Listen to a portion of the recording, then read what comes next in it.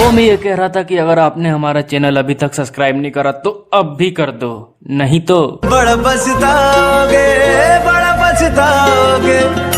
Presented by N. Kumar Gupta. बोला बोला थावे वाली माई की अमना बरा तारे, अमना बरा तारे तारा बरो। ये सैया ले ले यही चुनरिया, अमना बरा तारे तारा बरो। अमना बरा तारे, अमना बरा तारे तारा बरो।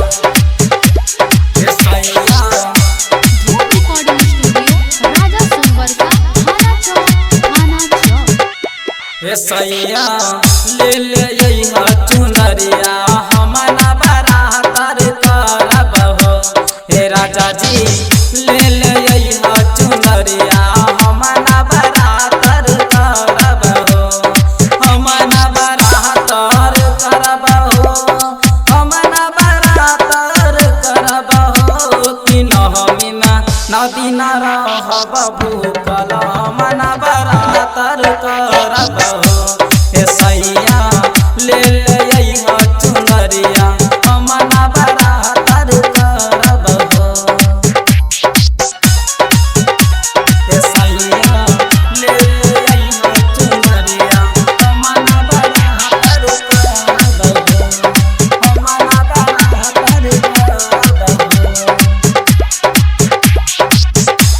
हे सैया, हे सैया हमना बरा तर करब हो। डीजे अजय हमना बरा तर करब हो। मन ध्यान से पूजा करबहि, मैया रानी फेरतै नजर। राजा मैया रानी फेरतै नजर हो। राजा मैया रानी फेरतै नजर हो।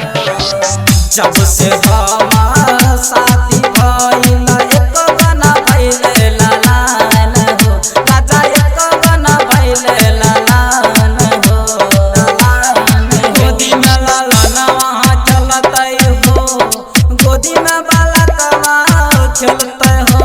त जइहा जिला सहरसा बजरिया, हमना बरा तर करब हो।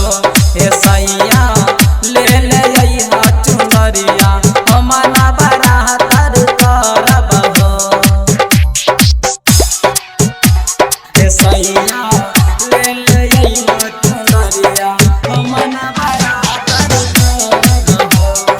हमना बरा तर करब हो। हे सैया, हे सैया हमना बरा तर करब हो। डीजे अजय हमना बरा तर करब हो। बिंदिया चूड़ी कंगन लइहा, कुछ न बोलइहा सेठ हो। राजा कुछ न बोलइहा सेठ हो। राजा कुछ न बोलइहा सेठ हो।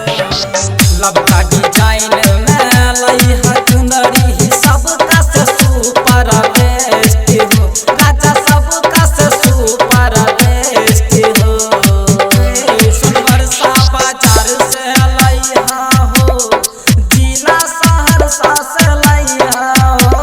त संजीव सूरज विकास के संग